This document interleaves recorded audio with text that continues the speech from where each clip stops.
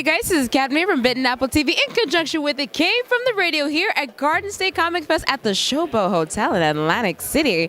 Kristina, your backdrop here caught my attention because that looked like a very serious fairy tale that we all should be watching and like reading about. Tell me about your collection here of books, because you have an amazing, incredible collection, and they're all very different. That's what's important, because that's hard to do as a writer. Tell me about, let's pick up the first, Almost a Fairy Tale. I'm going to be getting this one. So Almost a Fairy Tale is a collection of 3 stories, Heart of Wonderland, Hokum, and Scarlet's Life. Heart of Wonderland is the most popular book that I have, and it's because everybody loves Alice. You kind of can't help it. Basically, the Queen of Hearts is in the mental hospital. Alice is in charge of Wonderland, and the only person that can save the fairy tale kingdoms is the Queen of Hearts' daughter, who's been exiled. The second one, The Little Mermaid and the Frog Prince fall in love in New Jersey, and they have to go back to the fairy tale kingdoms to save the day. And the third one is the most, I guess, adult one. It's not dirty by any means, but Snow White's the villain in the story, and she's trying to take out a strip club owner who has claims to her throne. So, I think it's kind of funny. I just wanted to, because everyone kind of like, does their own twists and turns on the classic stories, so I wanted to kind of change it.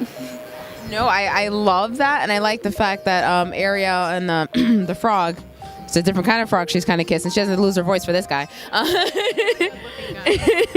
Okay, now tell us about this book as well. All right, so this is Amara. This is my longest book that I've written, and I wrote it originally in 2005, and I updated it since then, added about 50,000 words. But it's the battle of the genders. One world ruled by men, one by women. This one girl was a slave in the one world, and she was a queen in the other, so she's trying to stop an all-out war. Basically, in real life, that's what happens. We call it adulting. It's what you do as adult kids when you grow up. That's exactly what happens. Now, also, I wanted to talk about these 2 books here as well. Nevada Rain, it's about a terrorist organization in the future, and they believe the timeline's dirty. People in history have destroyed it for like whatever reasons. So they want to destroy people in history, and the government's fighting the losing battle to save these people. So they agree on this game of assassination where they have to kill 40 people in 4 months. And if they are able to do that, they get erased permanently from the timeline. But there's also an element of love, and it's like a cat and mouse game. Oh my God, it makes you kind of wonder, like, who would I get rid of?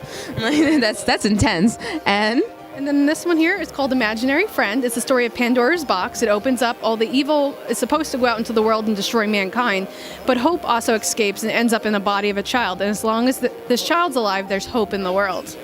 Oh my God, that is so beautiful. That needs to be a movie. Directors, get to it. That needs to be a movie. Now, you also have Sinners and Saints, Patriots Manifesto. It's actually it's a retake on the zombie story, except she's invisible to zombies. With Walking Dead and all those other movies out there, and zombie related. It's different. It's not saturated like the other ones with the same old storyline. There's an element of love, loss, and trying to find out who you are in the world. Does she get offended that she's invisible to zombies? Well, people can still see her, just zombies can't, and you find out why she's invisible in the story. That's intense. I don't know. I feel like I'd be like, so I'm just not luscious enough? You guys don't want to eat me? Like, what is this? It's a good thing because, she can walk around, do what she needs to do and not have to worry about it. So it's a more introspective take on the story because she could stand back while other people are kind of running for their lives and see what's going on. I guess I'll see you later, guys. Bye, guys. Now, the reason why I wanted to run through the book so quickly is because she dips into fairy tales, the fairy tales that you love the most, and puts a nice little twist. So she has zombies. We have Pandora's box. You have so much here. As a writer myself, I put out a couple of self-published books myself. It is not easy to dive into so many different genres. One, how do you do it? And then 2, as a writer, really, where do you pull your most of your inspiration from? I actually began writing when I was 10 years old, and I've written 26 books since then. These are just some of them. But my inspiration is things that I love or conversations I've had with people, and I say, well, what if this event happened like this instead of that? My favorite thing is taking something and kind of improving on it or changing it in a way that I like it. So I don't know. I figure if I like it, other people might too. Well, she's definitely right about that. What I do want to ask you, out of all your books, do you have a favorite one in particular that just melts your heart and you're like, that's my baby? Well, the one that we didn't talk about, it's called Arcadia, the Wayward Hero. And the reason I like it, it's a redemption story. It's about a superhero that fails to save the city. And I think we've all been in this place where we wanted to do something, we tried really hard, and we didn't get there, and we're like doubting ourselves. So I feel like, if you can overcome something that was hard for you and, just succeed later on, it's something. She's talking about, ladies and gentlemen. You have an incredible mind. I think you should just, definitely know that for sure, that you can come up with all of these amazing, incredible ideas and literally just sort of bounce around from one place to the other place. Fairy tales, though. What's your personal favorite fairy tale? Now I'm just curious. Actually, Beauty and the Beast. I'm secretly Belle in real life.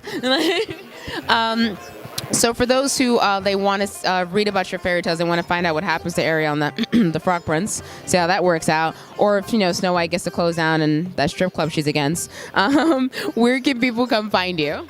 Well, I'm on Amazon, Lulu, Barnes & Noble, but also you can go to my website, which has links, KristinaGarlick.com, Kristina with a K, Garlic with a K at the end as well.